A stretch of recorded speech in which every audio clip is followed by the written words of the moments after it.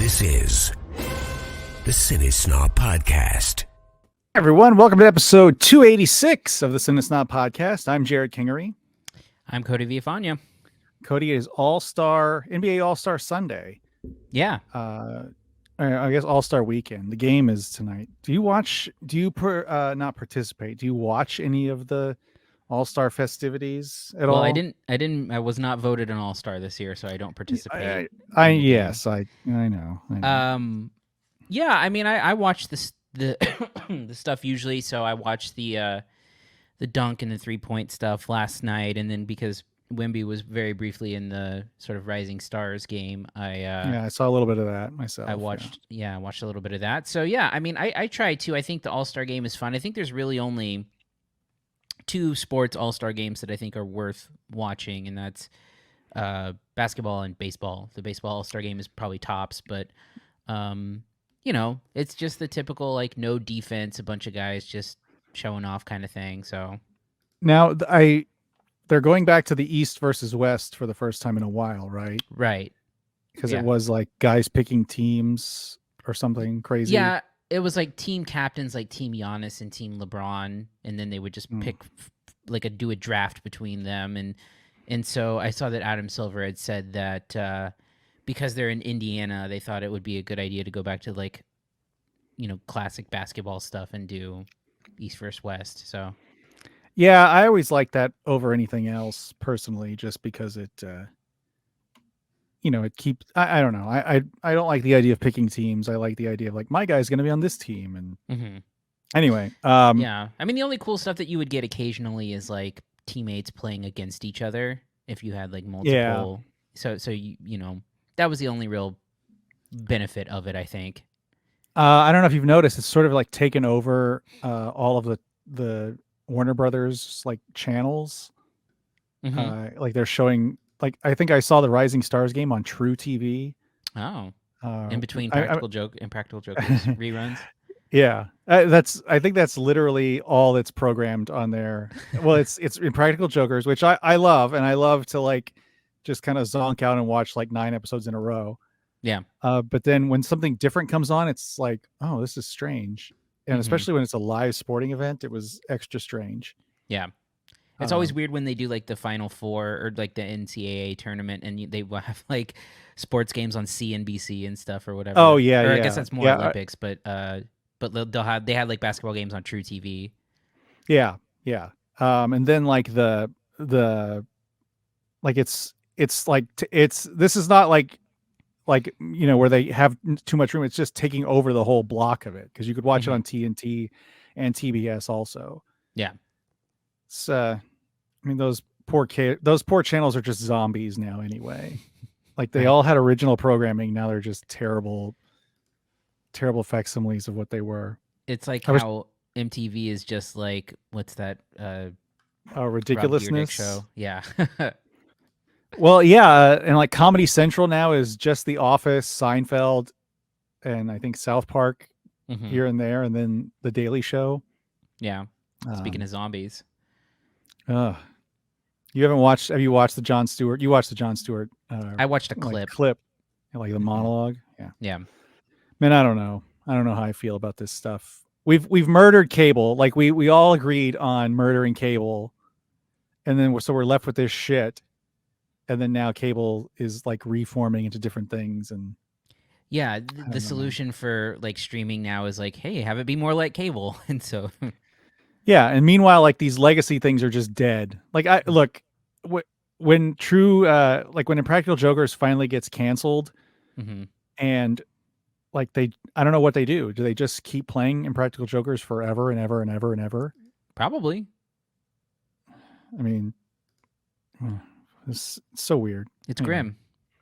Yeah. I was thinking about how much shit I used to love on Comedy Central.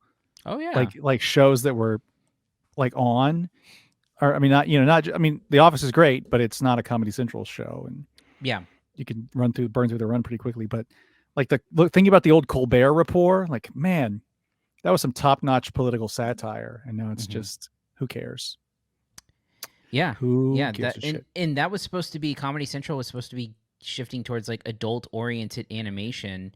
Yeah, what happened to that? It all got moved to Paramount Plus? Yeah, because that's what happened. So it was supposed to be like Beavis and Butthead, which got moved to Paramount Plus. South Park now airs, I think, like on it, like, and they have like those South Park specials that aired exclusively on Paramount Plus. Oh yeah, that they tried to screw Max out of. Yeah, and then wasn't it like, was it Clone High or the reboot of that was supposed to be MTV? Or excuse me, I don't not MTV, know. but Comedy Central. I don't know. That's a good question. Because I thought like Comedy Central was moving to all like animated reboots. Yeah. That was early pandemic though, so who knows what changed. Yeah, so it was supposed to be like Ren and Stimpy was supposed to come back at Comedy Central. There was like that Digman show that Andy Samberg was on. Comedy Central. I know that aired. Yeah. Who knows? It's crazy. Well, now you can probably go watch The Office or Seinfeld right now if you have Comedy Central in some form or fashion. Anyway, remember these two specials, by the way? Son of a bitch. Like actual stand-up comedy? Yeah. Yeah, I think they like had a Jeff Dunham one a couple weeks ago. Like a Valentine's Day one. Yeah. That was exactly what I wanted for Valentine's Day, was a Jeff Dunham special. Hell yeah. All right, enough of this. You ready to move on? Yeah, let's move on to things of higher quality than broadcast yeah, TV. Let's go ahead and get started on reviews. Here are this week's reviews. This week's movie is Madam Web.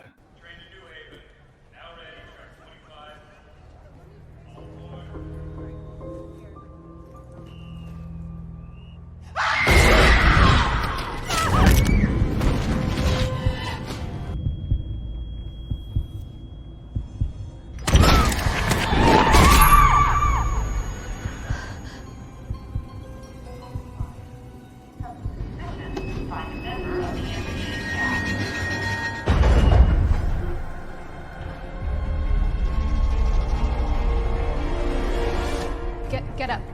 Get off. Get off.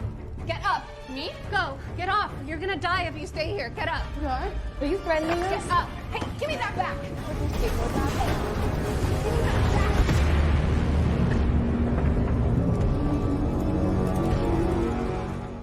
This is, of course, the latest thrilling entry in Sony's Spider-Man universe. Yeah. Formerly known as Sony's Marvel Universe and Sony's Universe of Marvel Characters and Sony Pictures Universe of Marvel Characters. Are these canonical names? Yeah, that's what I'm looking at, because I remember that being very wordy. Yeah. But I'm looking it up on the Wikipedia right now. So it started initially as Sony's Marvel Universe, then Sony's Universe of Marvel Characters, then Sony Pictures Universe of Marvel Characters, or by the acronym SPUMC. So SPUMC. Anyway, Cody, tell us about Madam Web and what you thought of it. Yeah. So, so let's do a little bit of a history lesson, right? Because I think it's important to contextualize these Sony Marvel movies. So, to my knowledge, going back to like the early 2000s, Sony had the rights to Spider-Man and Spider-Man adjacent characters. Right. They were releasing Spider-Man, the original with Tobey Maguire, in 2002. Yeah. And those first two movies, these two Sam Raimi Spider-Man movies, are by all accounts very good. And especially the second one, I think, has held up pretty well. You know, the first one I think is really solid. It has like the crazy Willem Dafoe, Green Goblin that I think is corny, but I think holds up. It feels right. It feels like a good iteration of Spider-Man. And then Spider-Man 3 just like veers off of a cliff. And interestingly, Sony seems to have never recovered after Spider-Man 3, at least in their own solo productions. So, you had the Andrew Garfield Spider-Man movies, which were not good. But then even the sort of like peppered adjacent stuff hasn't really, the polite way is to say they haven't like maximized on the IP, and the more honest way is that they've sucked shit almost across the board. Well, I mean, don't forget that like they've basically co-partnered with Marvel to make the Spider-Man, the Tom Holland movies. Yes, which was a no-brainer. Yeah. And those were successful, but in between then and including then, you've had like the 2 Venom movies, you've had Morbius, you've had there's now Madam Web. I think is there more than that? Those are the 4 I believe. And then the 2 Craven Garfield is, movies. well, technically the Garfield movies aren't canonical. Well, I mean, multiverse shit, but that's They are not now. related to this. I remember there was a rumor that they were going to like bring back Andrew Garfield to be their Spider-Man, Right. but that's obviously never panned out. Yeah. So But I think the only other thing in the can right now is Craven, right. with Aaron Taylor Johnston. Yeah. Johnson. And so, these movies just for whatever reason they just can't seem to capitalize on this stuff, which is crazy because you have a character like Venom and you can't get it right. It's like ridiculous. But so this is the latest in the series of Sony movies. And if you've read anything about the sort of production of Madam Web, apparently there were extensive rewrites.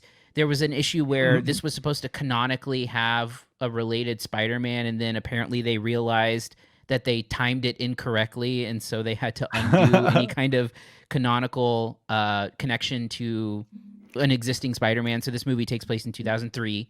And really it's such an interesting thing too, because I can't quite figure out who this movie is for, because it is essentially an origin story of a character that like isn't really a superhero until the last 30 seconds of the movie,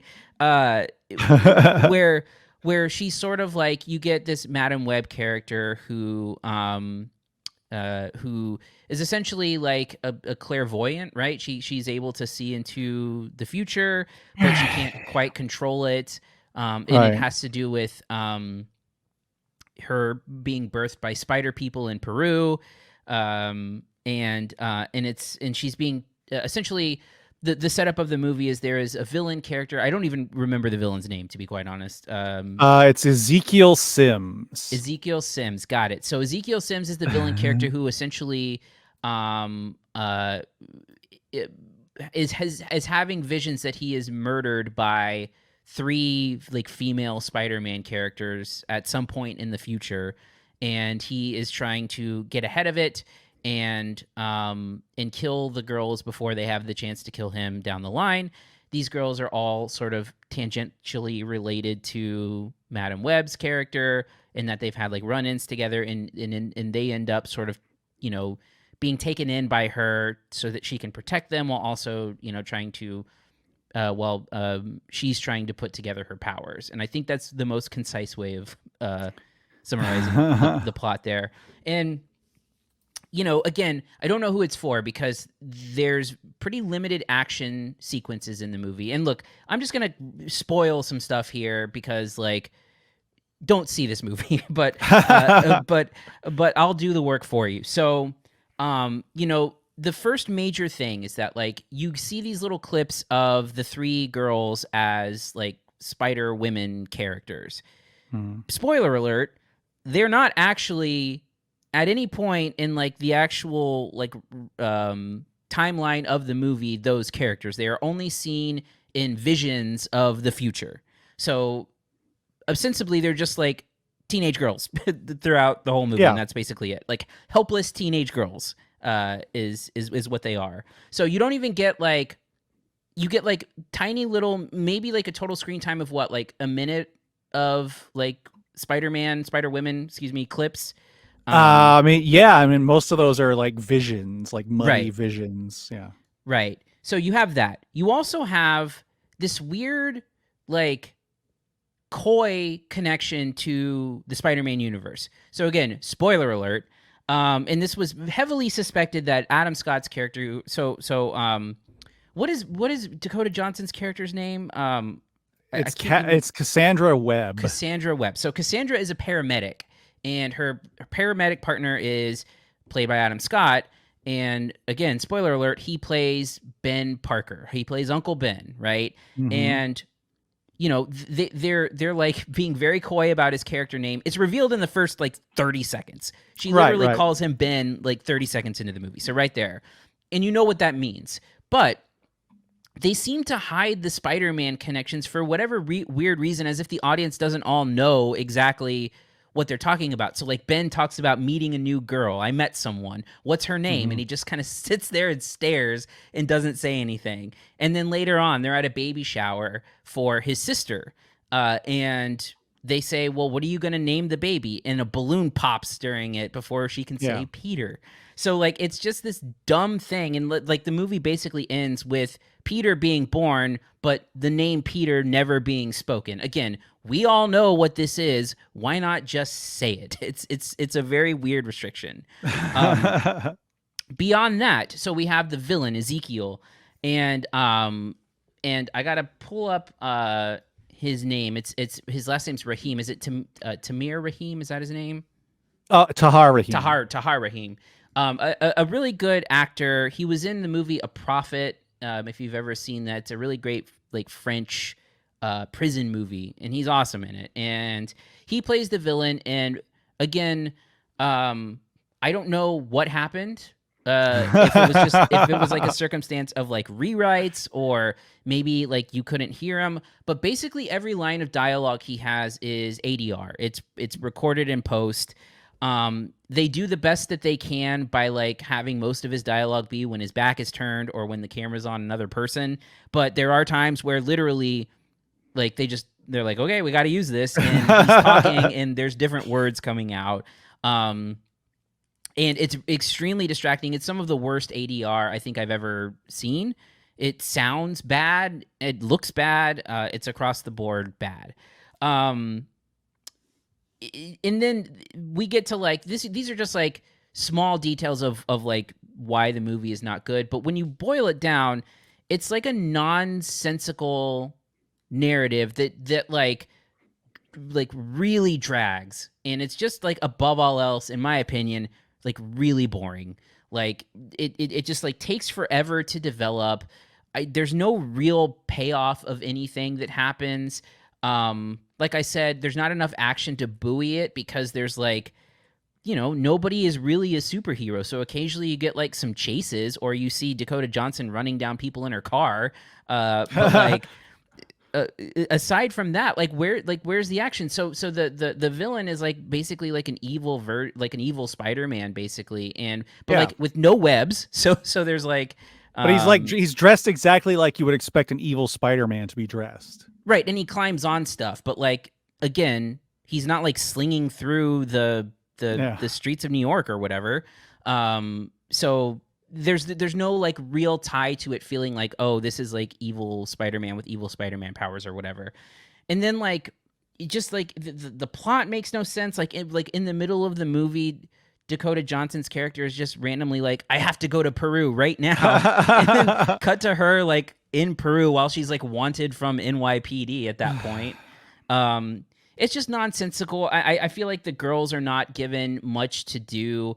In particular, you have someone like Sydney Sweeney, who is like one of the like in the sense of like popularity, one of the hottest stars in Hollywood right now. And she's behind this like shy, wearing glasses, like prudish teenager role.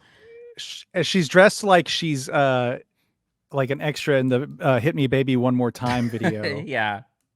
yeah, and like she doesn't get anything to do, and you don't have any payoff with her being like one of these like canonical Spider. Is she like Spider-Woman in this? They're all three of those characters are versions of Spider-Woman. Okay. So, yeah. I mean, I don't know what the movie is trying to do right in making them all Spider-Women, but like they're very much not at all in this movie. Like they don't have powers right at all.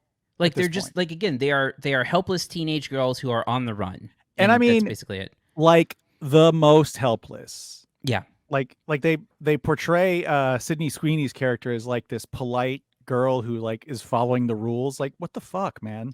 But then they drop like she knows Taekwondo, like Yeah. And they're all three of them have like their parents are conveniently out of town. Right. Anyway, Well, they're go all ahead. like versions of orphans, basically. Yeah. To tie into Cassandra's sort of like in the foster system thing. So it's hard to even imagine how these characters like get to the point where they are Spider Women, because there's no like fill in the blanks that goes on there.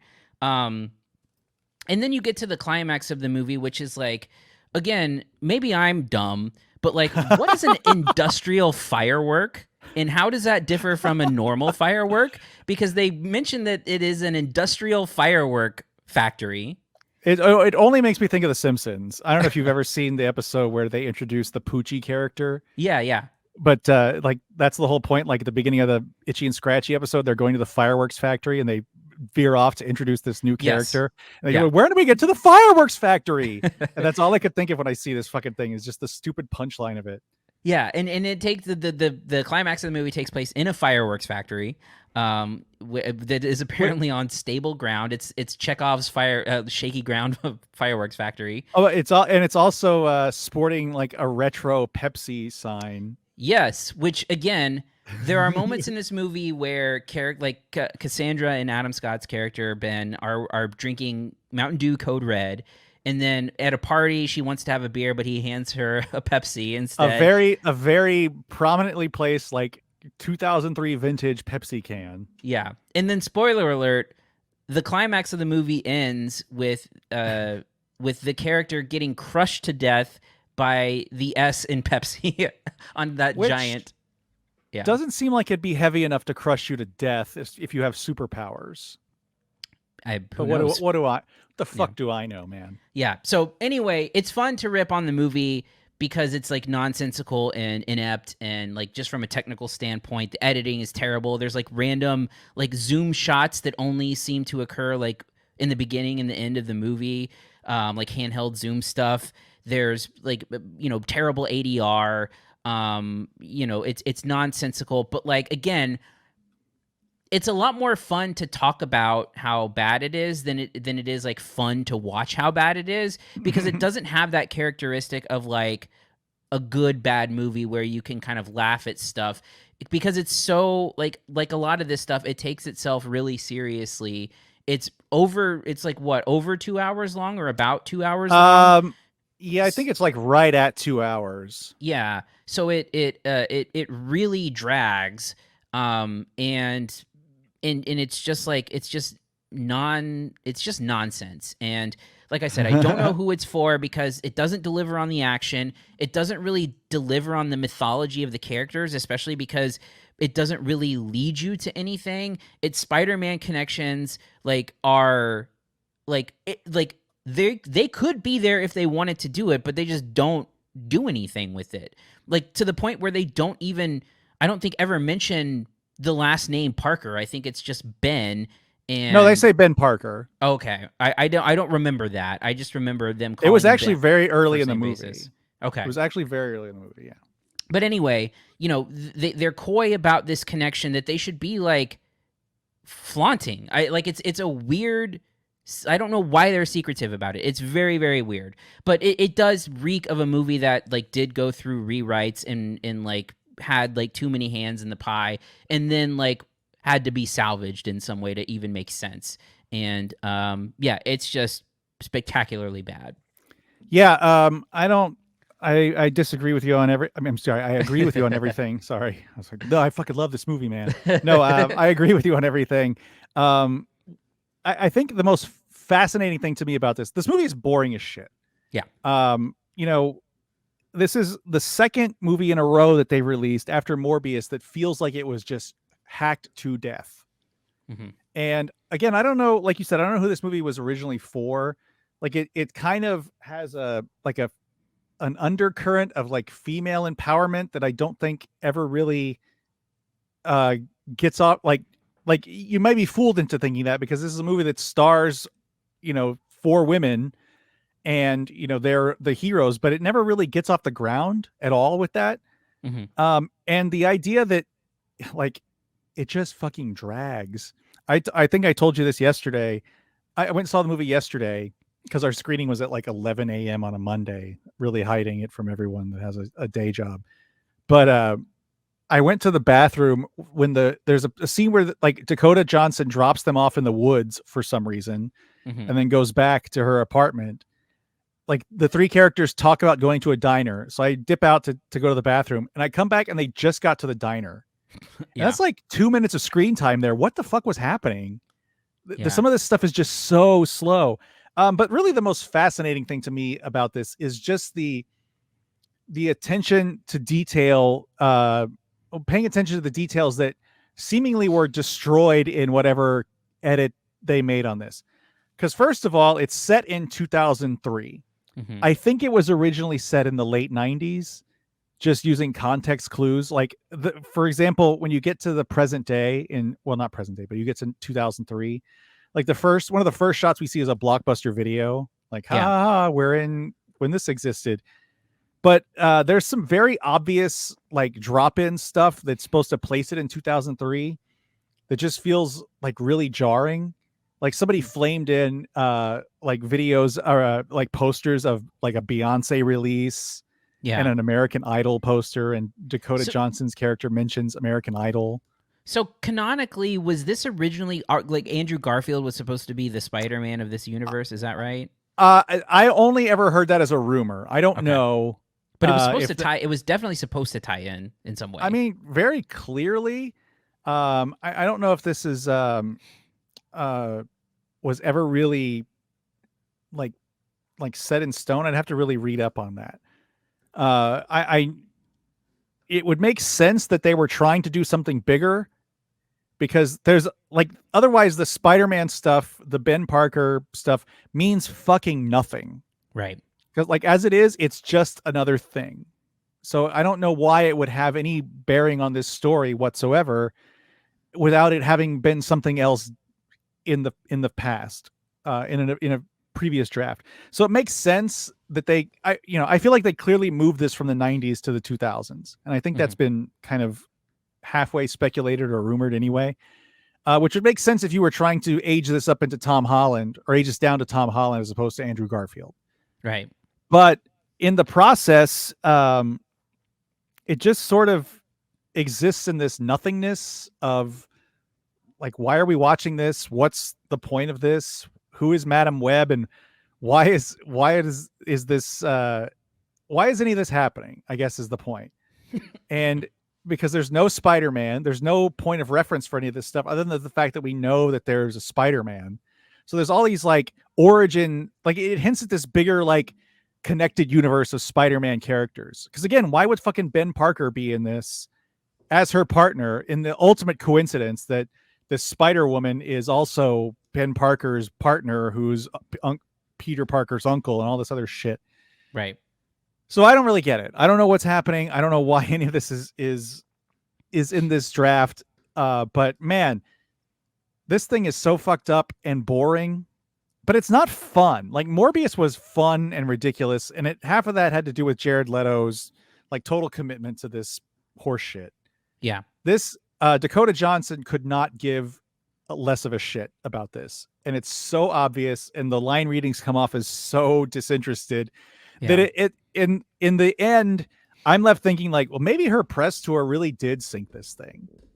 Like I'm a kind of a firm believer in that doesn't matter at all. Like like you do the press tour, whatever, put you on talk shows, maybe you get 2% more attention than it would have. But I kind of feel like maybe this did, because she clearly doesn't give a shit. And she is the star of this movie and does not care one single bit. And I don't know what happened. Well, the more that I think about it, the more that I wonder if it's like they tried to have their cake and eat it too situation where like, because presumably the better idea in all of this is an origin story for Spider-Women characters. Like that makes sense as in terms of like a movie that you can sell and that a movie that like people might care about. But they also like wedge in this complete backstory of this Madam Web character who I don't know if like they envisioned her as being like the Nick Fury of the something or other, like it's like a launching point for her, but like she's not that interesting of a character in this movie. and and like her powers don't make any sense either. Like her like it all ends with her ability to like split and be in multiple places at the same time. But what does that have to do with like her being able to see into the future? Like that was like a late addition, apparently or seemingly, because it talks about that, like, oh, by the way, you can astral project yourself. Yeah. And so I don't know if it was something where like they either like dialed back the Spider-Women origin stuff and focused on Madam Web as a character, or if like the Spider-Women stuff was a tack on to make it more interesting, but they didn't have time to dive into it. But something feels like the balance was off because they couldn't decide which they wanted to do or something like that. Yeah, I don't know. So I'm reading the Wikipedia entry for the movie now, and apparently earlier this year, Jeff Snyder, who runs a website called the Snyder, reported that Sony had initially intended to have this be, like we were talking about, be Andrew Garfield's version of Peter Parker. But then they decided to change it to Tom Holland, and that's why they changed all this shit. So, I mean, maybe there's more to this movie that, like, maybe what we're seeing is the shit that would have been cut out otherwise, because it's just so slow. Like, and the Spider-Women thing does nothing. Like you said, the balance is all off. Especially when you have like, again, like a Sydney Sweeney in this role, and then give her nothing to do. Right. And the other two as well. You know, I mean, I think I wasn't familiar with one of them, but I definitely knew Isabel Merced. And and I think she's going to be in James Gunn's DC stuff. Right. I don't know who she's playing, but apparently the other girl, Celeste O'Connor, was in Ghostbusters Afterlife. Yeah, I don't remember her in there. So Isabella Merced is playing Hawk Girl in the DC stuff. So anyway, it just feels like they were spinning too many plates here, and ultimately ended up with like inferior versions of every single story they may have broken or come up with. I don't get it. Like, these things were like they made the first two Spider-Man movies are unobjectively like regarded as really good. Spider-Man 2 is regarded as one of the best comic book movies of all time, right? Even still, 20 years later, I believe, this year. Since then, they haven't gotten anything right. Yeah. The Andrew Garfield things were like, it had a stacked cast too, like Emma Stone, and Andrew Garfield coming off an Oscar nomination for The Social Network. I don't know anybody that liked those. I think a few people liked the first one. Okay. The second one, I know a lot of people didn't like. I've still never seen the second one to this day. I've heard not good. Jamie Foxx is... God, I forgot about that. He's doing some stuff in that movie. And I remember they remark on that in No Way Home, where he all of a sudden becomes just looks like normal Jamie Foxx instead of some nerd. I don't know that there's been any other Sony movies other than those. Well, I mean, and let's not forget, they do know how to make good movies in the hands of like good filmmakers. Like the two Spider-Man animated films, I mean, the first one won an Oscar. The second one is probably going to win an Oscar as well. So that, I mean, but those are true like artisans working on those. This other stuff seems like a cash grab, and they can't nail it for whatever reason, and they don't seem to give a shit. They just throw it out there anyway. I mean, I didn't like the Venom movies, but both of those movies look great compared to this movie.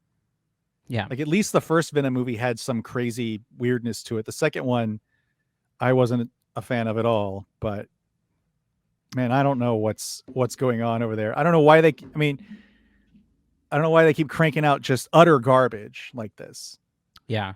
And again, these should be things that should be slam dunks. Like these characters have direct ties to Spider-Man, especially like the Venom stuff. like that should be something that you can, make a lot of money with and have your connections and whatever. But they just don't know what to do with these characters, including Spider-Man. Right. if you take out the sort of MCU stuff, which I have to imagine the reason that those things are good are because of the MCU sort of structure and talent and all of that. Like, it's no coincidence that those are the only two good Spider-Man movies aside from stuff that's 20 years old, right? So I just it's just baffling to me how they can't. And like, is Craven going to be good? I mean, there's no way. Like, there's just no way. I just don't understand like what has those the people who work for that side of things with Sony, like, why aren't they putting any kind of care into quality control on this stuff? Like, I just don't how is it possible that they haven't like accidentally made a good movie? I don't know. It's so weird that they are just like unequivocally bad. I mean, Spider-Man is the most popular superhero, like hands down. Like, there's no one bigger than Spider-Man. I mean, there's countless animated series. It's one of those things that's popular from children to adults, like young children. There's so many like preschool Spider-Man shows, and that they have the rights to this, and they can throw a Spider-Man in there. Like, they could if they wanted to, because they have the rights. They could throw Andrew Garfield in there. I think people want to see him redeemed, but they didn't, and they just keep turning out these hunks of shit. And it's baffling how like this again, this is the second movie in a row that feels like it was fucking hacked to death for whatever reason. Yeah. And it's further driving a nail into this superhero coffin that's being constructed right now. Like, someone said, like, a lot of people have said, like, this feels like a 2000s superhero movie, like just garbage that was cranked out for no particular reason other than they had the rights. Yeah. All right. What's your grade for Madam Web, Cody? Yeah, I'm going with a D here. I think that it's, again, someone asked me, like, what is the worst movie, like Morbius or this? And I think that it is a better time watching Morbius than it is this, because Morbius you can, I think, laugh at and you can have a little bit of fun with how bad it is.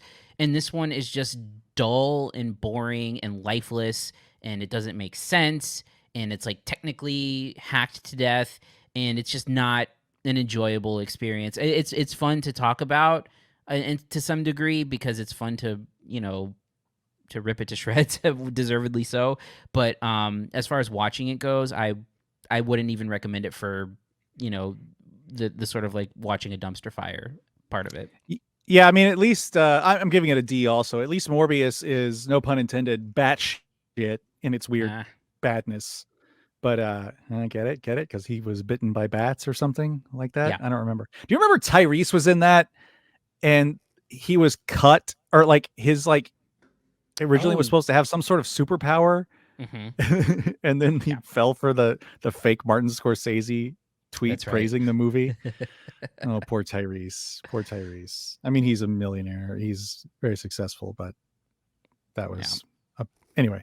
So D's for both of us. That's gonna do it for this week. I have no idea what is even coming out next week. I know Dune is coming up soon, but I don't think that's next week, right? Yeah, Dune is March 1st. Next week there's a movie called Drive Away Dolls. I don't know if you've seen that, but it is a Coen brother movie. I think it's Ethan Coen. I should check that before I say the wrong Coen brother. It's Ethan Coen, yes. Coen, yeah. It's supposed to be pretty good. I've heard good things about it, so we'll see. I mean, we would have to find something else maybe to pair it with, but yeah, that's what's coming out. There's also like a movie that I can't quite tell if it's a faith-based movie or not, based on the trailers that have been happening, which is the Ordinary Angels. It's like Hilary Swank and Alan. What's the Jack Reacher's name? Alan. Yeah, Alan Richardson. It's got Dave Matthews as a producer, so I'm gonna guess it's not terribly faith-based. Okay. Like, you know what I mean? Like, well, I don't know. I can't imagine. I mean, the last line of the synopsis is, "What unfolds is a tale of faith, everyday miracles, and ordinary angels." So, Yeah, I don't. I mean, it's got it doesn't have that kind of feel of it of those faith-based movies, but I don't know. Yeah. It's a good question. Yeah, so we'll see. And yeah, I think that's it. All right. If you want to reach us, you can email us at podcast@cinesnob.net. Find us on Twitter @cinesnob, Facebook cinesnobnet, youtube.com/cinesnob. South by Southwest is coming up. Cody, you're going to be there. I will. I'll be covering the film section as usual. I think it's March 8th is when the festival starts. Pretty quick. Maybe, I don't know. Pretty quick coming up here. Yeah. February is almost over, man. Yeah. Even though it's leap year, we got an extra day. But all right. On that note, I'm Jerrod Kingery. I'm Cody Villafana. Thank you for listening to the CineSnob Podcast. To read reviews, interviews, and more, visit CineSnob.net. See you next week.